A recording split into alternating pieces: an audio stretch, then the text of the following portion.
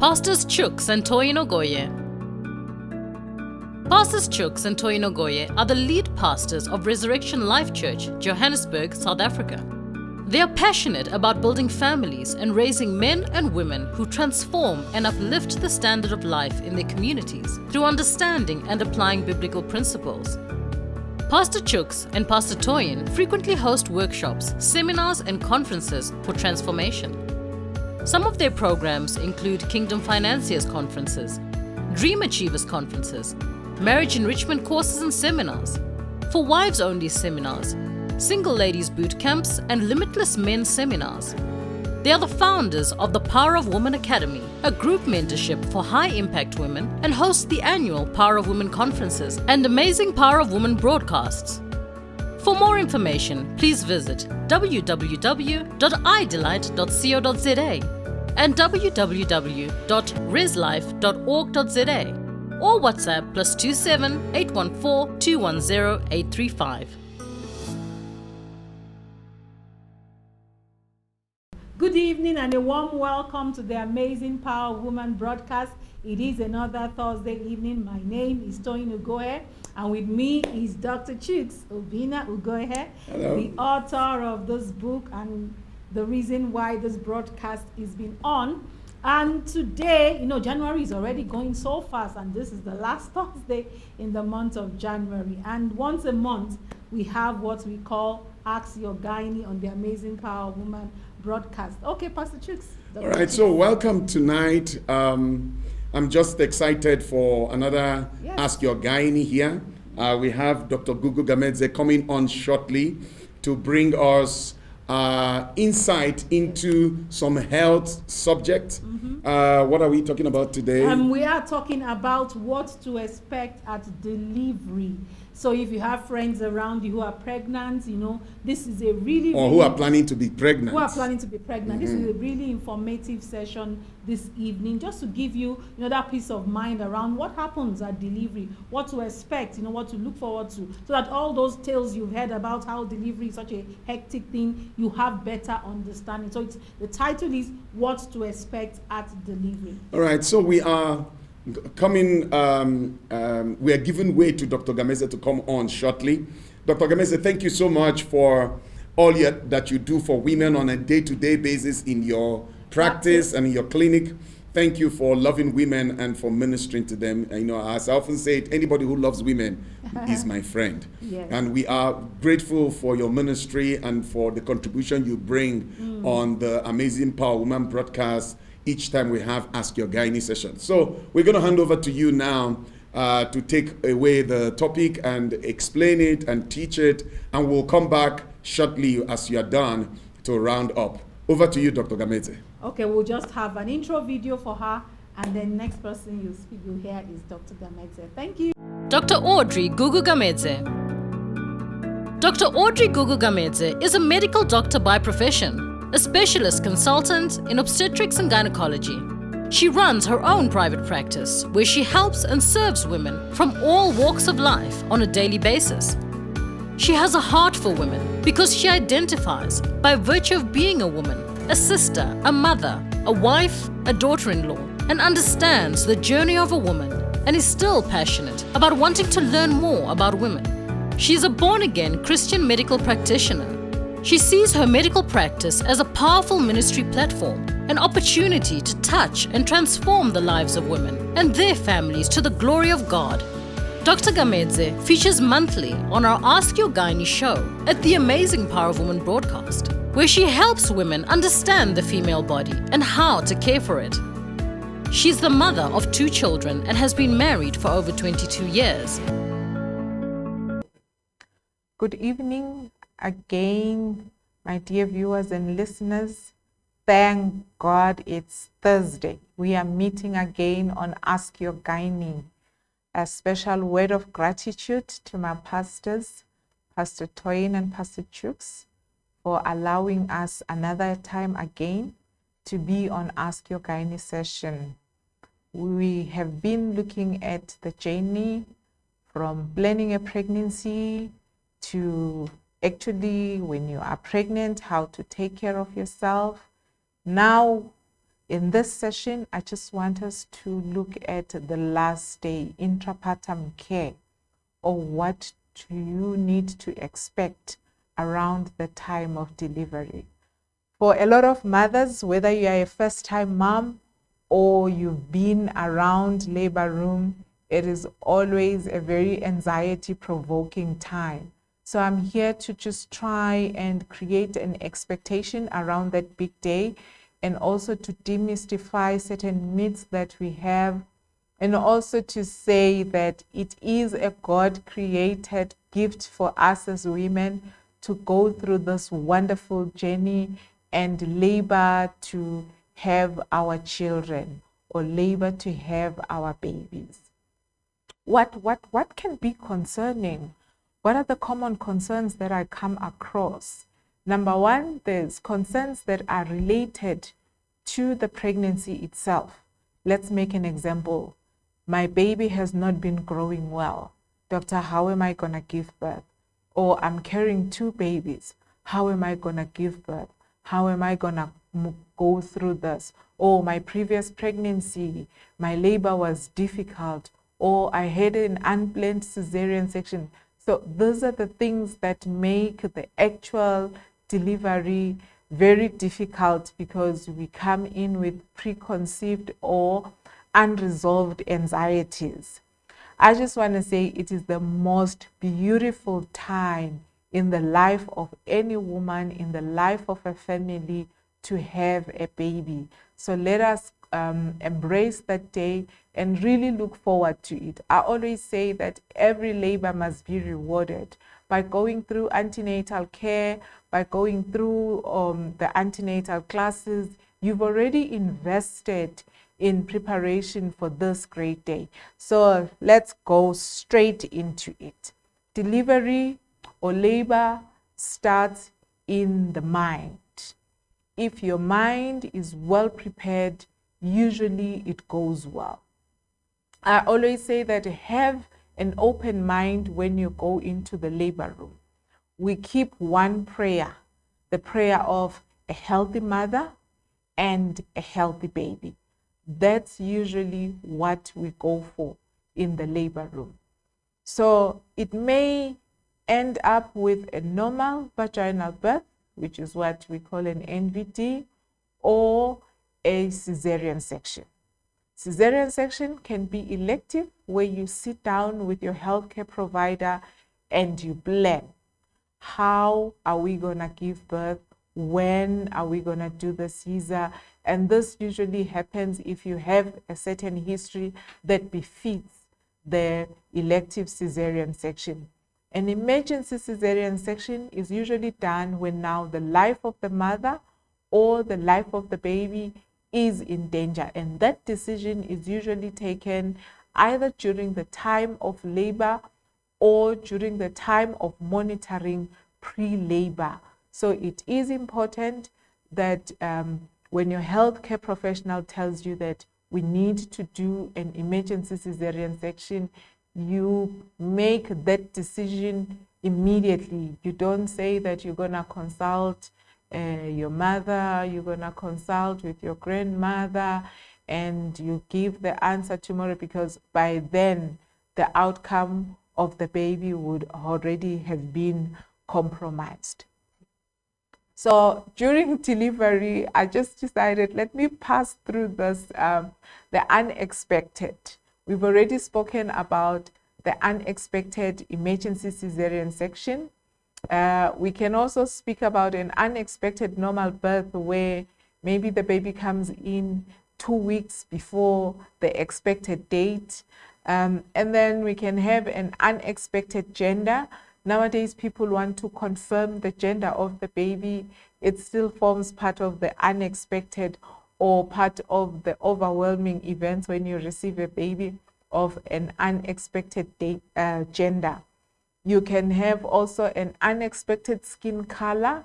I've delivered albino babies before. For some parents, it's difficult to accept that they could not be warned before about the skin color of the baby. So we cannot see the skin color of the baby during antenatal care. Also, the unexpected can be an unwell baby. Some babies, immediately they are delivered, they are either not breathing well or they are struggling to maintain their sugar levels. Those babies are immediately rushed to the neonatal ICU, or what we call NNU or NICU, whatever you prefer to call it. So all of those are the unexpected that go around or that go with labor and delivery. So having said that, let us take one step back. What are the signs and symptoms of labor? If I am a pregnant woman, what should I expect, or what will alert me to the fact that I might be going into labor? Number one, the most consistent sign of labor is pain. The pain is graded. It is of increasing intensity, and also the time or the interval in between that the contractions also shortens. Let's make an example. You wake up on a Monday morning, you feel like there's niggling labor. Usually it's described by my ladies like, doctor, I'm just feeling period pain like labor. So that's the period pain like pain. That's the earliest onset. If you monitor that, it intensifies, the pain becomes unbearable. It starts on the lower part of your belly, that is towards your pubic bone, and then it goes and encircles the whole back. It feels hot. Then you know that now the labor pains have intensified. And when you calculate the time between the onset and the stoppage of that labor pain or that contraction, also that increases. It can start with 5 seconds and end up with 40 seconds. That is labor pain that has intensified. Or the time between, it can start from maybe 1 in 10 minutes and comes down to maybe about 5 in 10 minutes. That will be established labor. A good labor pain must start and stop, start and stop. And usually in between the contractions, you find that you are completely pain-free until you're about 8 centimeters or so, when now the intensity and the intervals between the contraction start reducing. So pain is the most consistent sign of labor. There are some ladies who've got what we call incompetent cervix, who will tell you that I just felt an urge to push. When I push, a baby came out. That's a different scenario. Or that can also happen if you've had a lot of babies. Your womb is so extra fit, it knows exactly what to do when. The second sign that is consistent, it can be bleeding. Bleeding varies from observers. If a lady calls me and says, doctor, I am bleeding, nowadays you can say, please take a picture and show me. Sometimes you find that the mucus plug comes mixed with blood. That can be scary. It can look like you are bleeding, yet you've got what we call a heavy show. But if you've got any concern about bleeding, please rush to the hospital. Do not wait for the intensity of the pain to be unbearable. Then the mucus plug. The mucus plug, with some ladies, it starts falling off from as early as 38 weeks. The mucus plug usually indicates that the mouth of the womb is softening and it's loosening out the plug. If it can fall into the toilet without you being aware of it, it can also fall onto your underwears. So some ladies will say, I saw it, but I saw it 2 weeks before, or I saw it a week before. Others will say, I never saw it, but when you examine, you don't feel it. So those are constant signs of labor. In premature and in term labor, usually the signs are the same. But in prematurity, it's always difficult to seek help, because when you feel the pain, you can think of a lot of things. Maybe I've overworked. Some ladies will say, I thought it was my period. Oh God, you're not supposed to get a period during pregnancy. Any bleeding during pregnancy is abnormal until the doctor says it's normal. But it is abnormal, it warrants attention. So I want to demystify the breaking of water as a sign of labor. If the water breaks, it is not a consistent sign of labor. There are ladies who go into labor and do not break the water. If the attending midwife does not break the water, the baby will be born with the entire sack of water. So breaking of the water is not a consistent sign of labor. If you are having pains, go to the hospital. If you've seen the show, go to the hospital. If you see bleeding, go to the hospital. If your water breaks, please go to the hospital. May I emphasize, if your water breaks, whether it is time for your labor pain to start, or it is before the start of labor, or it is preterm, you need to go to the hospital. Reasons for that: number one, if the baby is unknown of the presentation, that is, which part of the body is coming first. Once the water breaks and it's the legs coming first, the baby can have the legs prolapsing or the legs coming out, or the cord can come out. Cord prolapse or coming out of the cord during labor is a life-threatening emergency. So because you are contracting and the water is coming out under pressure, usually the cord is the most mobile part inside the womb. It's easier for it to slip out through the cervix into the vagina and sometimes outside when the water breaks. So that's why we always encourage that if your water breaks, regardless of whether you're feeling pain, regardless of whether you've seen the blood, regardless of whether you've seen the mucus show, please go to the hospital. We do not want to have undesired outcome. If the water breaks, also it's important as a mother to monitor, take note of the volume that came out, take note of the color of the water. An example will be green water. Green water is a sign that the baby is stressed. So we need to deliver that baby in the shortest possible space of time. And if it is going to be a normal delivery, we need to monitor that labor, because if that baby breathes in the water that is already stained, the color green is usually from the baby's poo.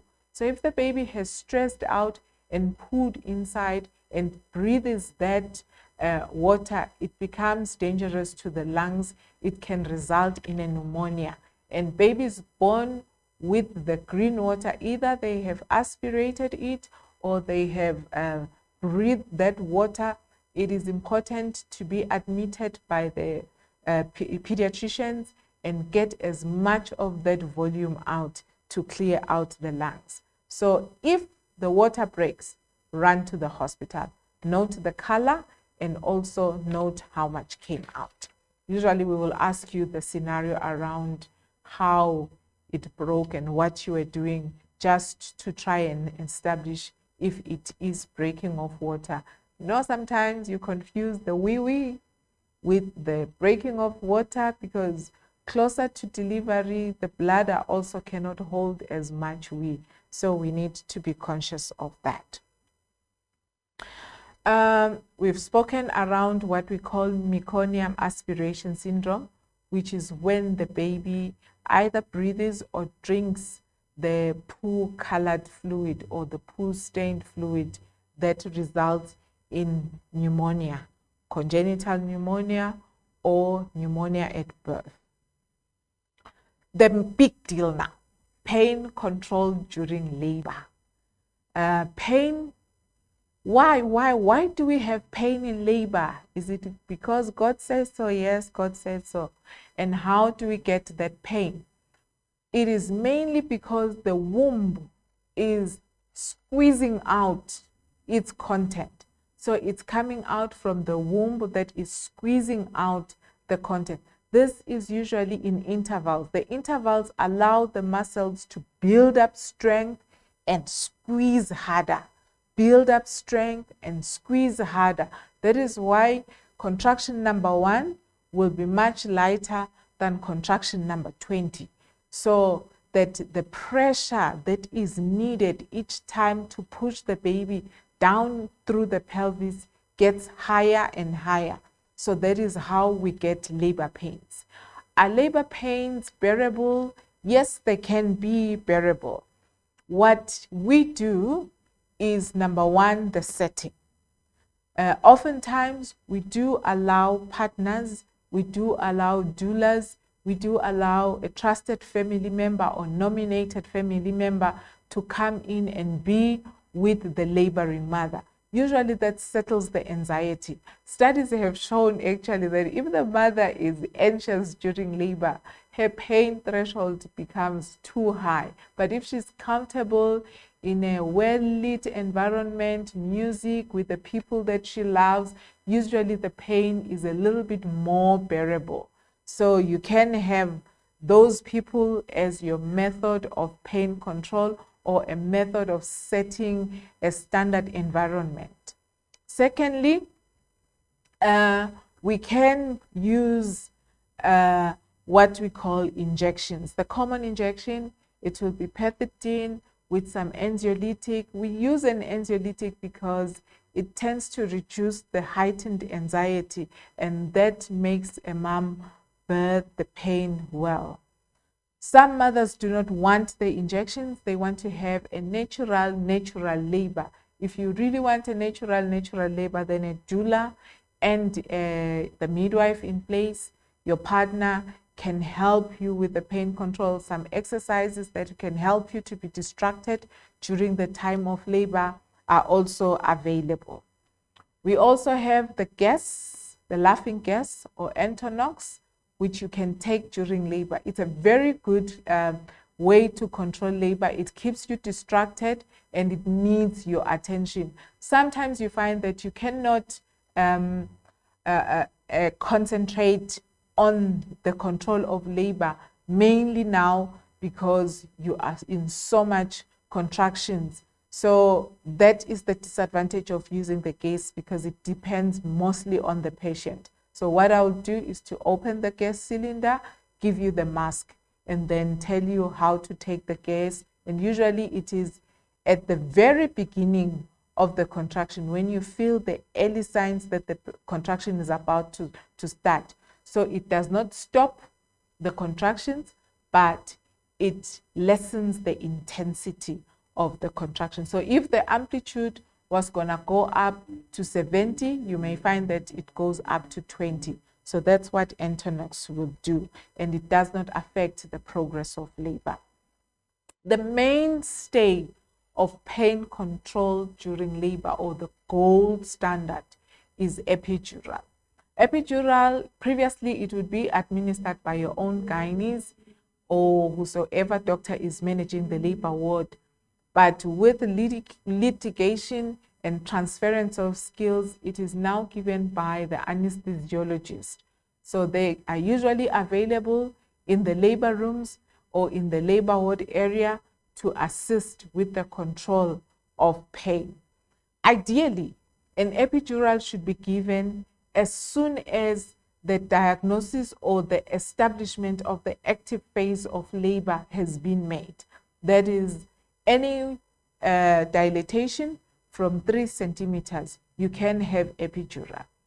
Once you get to around 7 centimeters, if you are progressing faster, it is usually not indicated, because the side effects to the baby or the benefits to the mother are now outweighed by the time that is left to delivery. There are myths that if you use pain control during labor, your baby will be tired, you are not a true woman, it's a sign of weakness. From this talk, I want you to understand that pain control is as important as planning the next pregnancy. It is as important as your attitude towards your children. So most mothers, if the labor pains have not been well controlled, they tend to resent the husband, thinking the husband was the cause of the pain or the source of the pain. They resent their babies, feeling that because of you, I've had so much pain. And also they resent expanding their families, which is not a beautiful thing. So pain control in labor, for me, it's very, very important. What are the other advantages of pain control in labor? It is that it makes monitoring very easy. We are able to see a mother who is not coping with labor because there's something bigger happening. Let me make an example. If a mother gets an abruptio placenta during labor, it's easier to see that because mom will be very comfortable before the pain starts. That is before the pain from the abruption starts. But during that abruption, she will all of a sudden start complaining of pain that does not respond to the pain medication. So that is easier. And also if mom is sitting quietly or laboring quietly without excessive movement, it is easier to see if the baby is not coping with the labor. But if mom is jumping up and down, we can't monitor the baby's heartbeat. So it is an advantage. We have also spoken that it makes the whole experience of motherhood pleasant. There's no resentment. And also it paces the labor very well. I've said that an anxious mother doesn't labor very well. She tends to take a little bit much more longer. And also the labor can go, it can eventually end up with a cesarean section, not because the passage is inadequate, but because the passage is restrained by excessive holding back from the mother. Disadvantages, especially when it comes to, let me just start with the injections. We use injection that makes the mother drowsy. If it is given late in the labor, it can make the mother and the baby to be drowsy, and hence difficulty when it comes to the second stage, which is the pushing. Epidural, mom can have increased chances of instrumental delivery. That is, you cannot push or you cannot have a coordinated push because you don't feel your pelvic floor. So we can do a vacuum extraction or a forceps extraction. It can also increases the chances of extending the vaginal cut. It can have a difficulty of the mother as well with movement. Some mothers take a while to return to feeling their feet. They can take a while returning to feeling their pelvic floor. Then the actual delivery. Actual delivery with normal birth, we must expect that you will have stretch tears. You may have intentional cuts, which we call the episiotomy, and you may have what we call incontinence. That is difficulty holding wind, difficulty holding poo, difficulty holding pee. Most of those are reversible, but if they are unexpected, it makes it really difficult to cope with the outcome of normal birth. And also with normal birth, the outcome can be unpredictable based, of course, on the second stage. I normally equate the second stage to a black box. So once you start pushing, we do not know what outcome we're gonna have. Some babies get hooked by the cord just at that moment. They cannot breathe, and that results in a bad outcome. Some mothers, just at that moment, we discover that actually the baby is too big, cannot come out through the pelvic outlet. So with normal birth, the outcome of the baby and the outcome of the actual delivery can be unpredictable, more especially if you haven't had good time with your antenatal care. Advantage, of course, it's very quick, and also recovery is very quick. Usually mothers who've given birth normally are not sick.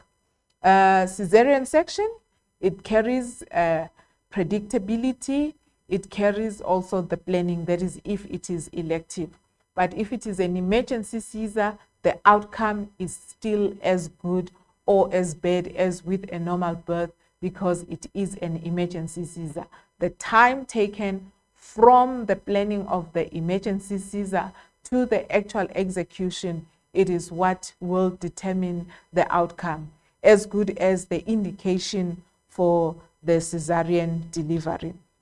There's what we call the third stage of labor, usually unspoken, but it is a very important part of delivery. That is the actual delivery of the placenta or the afterbirth. If it is not well monitored, number one, we can have excessive bleeding. Number two, we can have delayed separation of the placenta. Number three, we can also have retained placenta. Number four, we can have a partially delivered placenta. In all of this, it carries a risk to the mother of excessive bleeding and also the risk of going to theater for extraction of the placenta and sometimes the actual risk of the womb being taken out. So when you go for your delivery, have these few points in mind that we can result with an unexpected outcome, both to the mother, an unexpected outcome to the baby. We can also have an unexpected outcome to any chronic diseases of the mother. Like some mothers, they can fit during delivery. Some mothers can bleed excessively during delivery. Some mothers can have what you call amniotic fluid embolus during delivery. We've had instances where someone will say that my mother passed on during delivery. Those are the unexpected outcomes during delivery. But if we go back to our prior lessons that we have done, prior discussions, most of those outcomes can sort of be rated or screened or risk profiled during antenatal care. So what have I said in these few minutes of my talk? It is that intrapartum care is what is given, but you must go there with an open mind that things may not go according to what you have planned, but there is every resource to assist you to make sure that you take home a healthy baby and you are also a healthy mother. In the fourth stage, we look at lactation, and that is usually taken care of by midwives. So in this section, may I say thank you for joining us, and hopefully your journey from preconception, conception, antenatal care, and delivery will be as smooth as the sessions that we have covered. God bless you till our next session, and please tune on. We're bringing more and more interesting topics. And please don't forget to inbox us on askyourgynae@gmail.com so that we can know what is it that you need us to speak about. God bless you. Thank you so much, Dr. Gamedze, for such an informative session. Yes. Thank you. So much wisdom, so much depth. Thank you for all that you do. Thank you for all that you shared today. Well, all the ladies out there, you've listened. This is your opportunity to be a blessing Yes, to someone another around sister. you, yeah. This information is evergreen. You will always, Oh, yes. need it. Somebody around you will always need it. When you know someone is, getting pregnant or has fallen pregnant, getting ready to deliver, share this video with them. Get them to watch it now, and then remind them, that there is such a teaching that will help them prepare to put to bed the blessing of God Yes. that God has given to them. Well, congratulations again on your pregnancy. If you are pregnant and you're watching this, or you yes. know someone who is pregnant, please forward this to them. And we wish you the very best on the day of delivery. We will celebrate the baby and And the celebrate the mother. mother. God bless you. Thank I you think so much. we enjoyed this evening. Dr. Gameze, God bless you. Thank you so much. Good night, everybody. Bye-bye till next month when we have another Ask Your Gynae session. God bless. Bye-bye. Thank you. Bye-bye.